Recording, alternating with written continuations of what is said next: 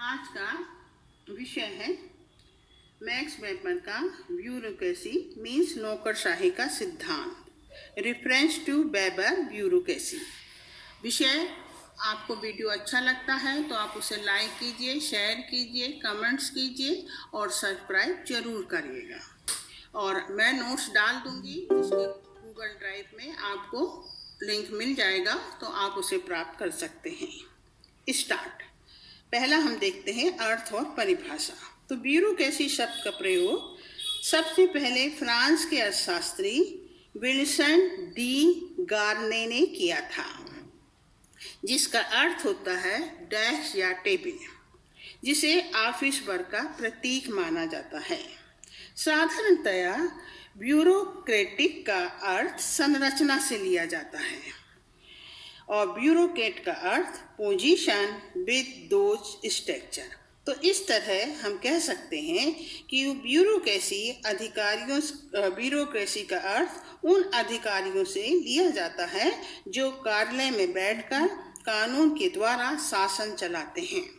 अब हम देखेंगे परिभाषा।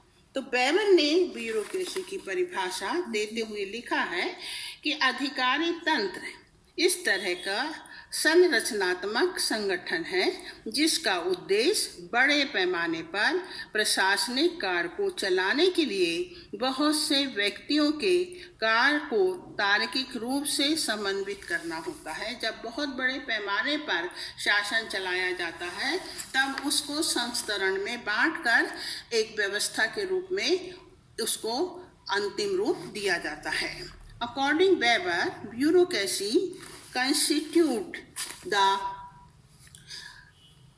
most efficient and rational way in which human activity can be organized, and that systematic process and organized hierarchy are necessary to maintain order, minimize efficiency and eliminate favoritism।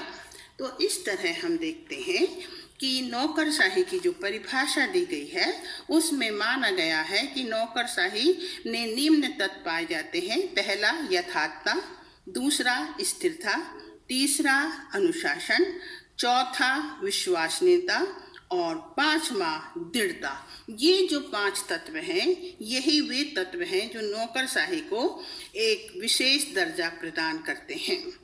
नौकरशाही में एक ऐसा संगठन है जिसमें अधिकारी व्यक्ति के प्रति नहीं बल्कि अपने काम के प्रति जिम्मेदार या समर्पित होता है। अब हम देखते हैं कि ब्यूरोक्रेसी के संबंध में मैक्स वेबर के क्या विचार थे। तो वेबर ने ब्यूरोक्रेसी की विकसित व्याख्या अपनी पुस्तक the theory of economics and social organisation में की थी, जिसमें उन्होंने शक्ति, प्रभुत्व तथा सत्ता पर अपने विचार रखे थे। उन्होंने वैधानिक सत्ता को ही नौकरशाही माना, क्योंकि इस सत्ता में एक विधि संहिता का पालन करना होता है और अधिकारी का कर्तव्य इन विधि संस्थाओं का अपना कर्तव्य मान के पूरा करना होता है। प्रशासन कानून के आधार पर किया जाता है, व्यक्ति के आधार पर नहीं। यूरोप में हम देखते हैं कि औद्योगिक क्रांति के उपरांत जिस प्रकार की सामाजिक व्यवस्था का निर्माण हुआ उसमें श्रम विभाजन, केंद्रीय प्रशासन तथा मुद्रा अर्थव्यवस्था का निर्माण किया गया, जिससे पैतृक शासन तथा सामंतवादी शासन के लिए कोई स्थान नहीं था। एक कार्यकुशल अधिकारी तंत्र की यहाँ आवश्यकता महसूस की जा रही थी ताकि राज्यों की आर्थिक एवं सामाजिक स्थिति सुदृढ़ हो सके। इसलिए वेबर के अनुसार परंपरागत एवं चमत्कारी सत्ता के स्थान पर वैधानिक एवं तर्कपूर्ण कार्यकुशल शासन प्रणाली को अपनाना अनिवार्य था। वेबर ने अपनी पुस्तक में एक आदर्श नौकरशाही की कल्पना की है जिसके निम्न विशेषताएं हैं। पहला, सुनिश्चित अधिकार क्षेत्र, दूसरा संस्तरण, तीसरा लिखित दस्तावेज, चौथा औपचारिक संगठन, पांचवा अव्यक्तिगत कार्यप्रणाली, 6वां सुनिश्चित नियम, 7वां सरकारी और व्यक्तिगत कार्य में भेद और 8वां विशेषज्ञों का प्रशासन। तो इस प्रकार हम देखते हैं कि वेबर की ये आइडियल नौकरशाही किस प्रकार की थी, इस पर भी क्वेश्चन आ सकता है। पहला जो है सुनिश्चित अधिकार क्षेत्र। नौकरशाही में सभी अधिकारियों के कार्य क्षेत्र सुनिश्चित होते हैं तथा सभी के कार्य क्षेत्र के बीच एक समन्वय बनाए रखा जाता है। उदाहरण स्वरूप रक्षा, वित्त, आंतरिक सुरक्षा तथा सार्वजनिक कल्याण संबंधित विभाग एक दूसरे से अलग होते हैं। कोई भी अधिकारी दूसरे के कार्य क्षेत्र में हस्तक्षेप नहीं कर सकता है। इसके लिए मुख्य रूप से उसे 3 बातों पर ध्यान देना होता है। पहला, अधिकारी और कर्मचारी अपने कार्य के अव्यक्तिगत रूप से नियमों के आधार पर कार्य को संपन्न करते हैं। दूसरा, अधिकारी गणों को सभी कार्य पूरा करने के लिए कुछ अधिकार प्रदान किए जाते हैं, किंतु इन अधिकारों की भी एक परिसीमा निर्धारित की जाती है।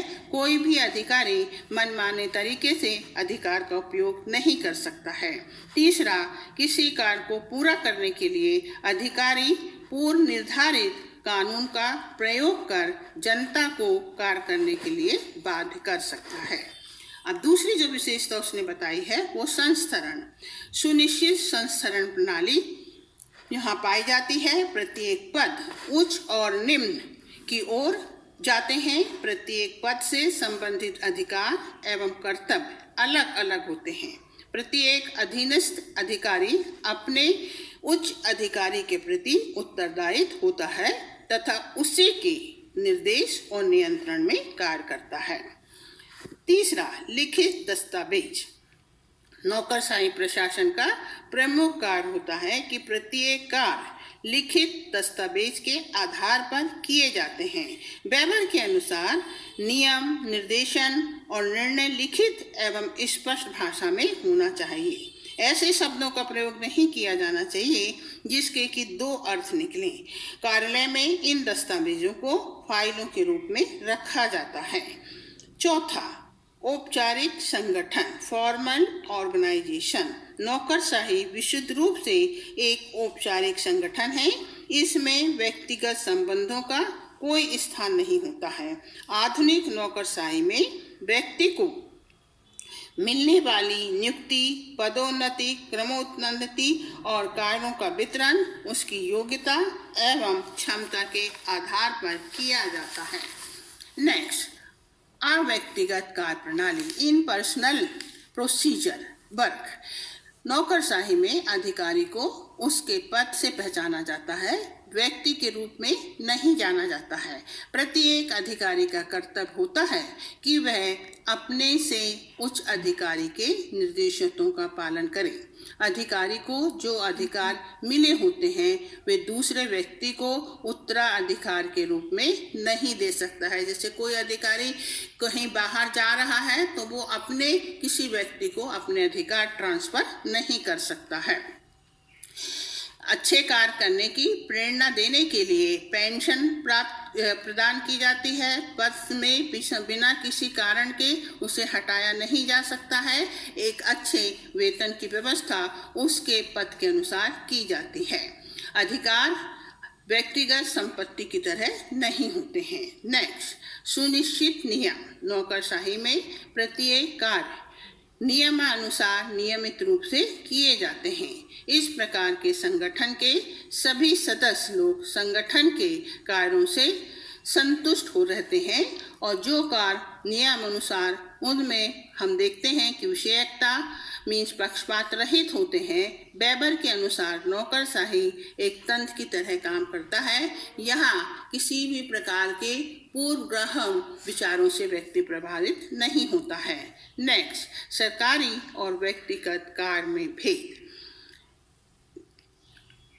अधिकारियों के सरकारी और व्यक्तिगत कार्य एक दूसरे से अलग होते हैं। अधिकारी गण अपने पद का उपयोग अपने व्यक्तिगत उपयोगिता के लिए नहीं कर सकते। यद्यपि हम देखते हैं कि वर्तमान में तो बहुत से अधिकारी अपने अधिकारों का उपयोग अपने व्यक्तिगत रूप में करते हैं, किंतु नौकरशाही की ये एक मुख्य विशेषता वेबर ने स्पष्ट की है।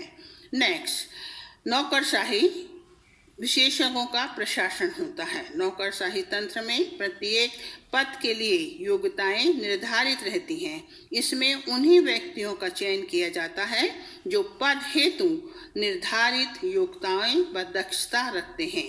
इसलिए नौकरशाही को मर्टन ने प्रशासकीय कार्यकुशलता तंत्र कहा है। किंतु वेबर की इस नौकरशाही, जिसका कि उसने कहा कि आइडियल नौकरशाही में ये विशेषताएं होती हैं, उसकी आलोचना भी की गई। लास्की के अनुसार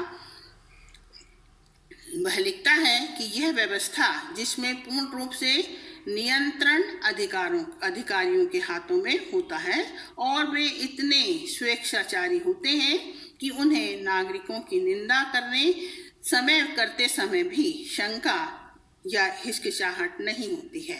इस प्रकार नौकरशाही जो है वेबर की, वो आलोचनाओं से नहीं बच सकी। लास्की ने जिस तरह की आलोचना की है, उसके आधार पर हम कह सकते हैं कि इसमें औपचारिकता पर अधिक ध्यान दिया जाता है। जैसे कानून है उसी के अनुसार आपको करना होगा।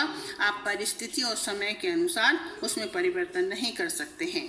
दूसरा, आधिकारिक गण मशीन बन जाता है, उसमें आत्मनिर्णय शक्ति का ह्रास हो जाता है। वह अपने से कुछ नहीं कर सकता है, जैसा पहले से होता आया है उसी प्रकार की कार्यप्रणाली को वो आगे बढ़ाता है। तीसरा, जन साधारण की उपेक्षा की जाती है। अधिकारीगण बहुत लंबे समय तक अपनी पोस्ट पर रहते हैं और उनका सीधा संबंध सरकार से होता है, इसलिए वो जनता की उपेक्षा करते हैं, अपने को सर्व अधिकारी मान लेते हैं। चौथा जो है, लाल फीताशाही का जन्म होता है। क्योंकि कार्य जो होता है वो टेबल पर होता है, फाइल एक वर्ग से दूसरे वर्ग की ओर जाती है और इस प्रकार से जो विभाजन होता है वो उच्च वर्ग, निम्न वर्ग और थर्ड वर्ग के कर्मचारियों के हाथ में होता है। तो फाइल जो है उसको इधर उधर से जाने में बहुत समय लग जाता है।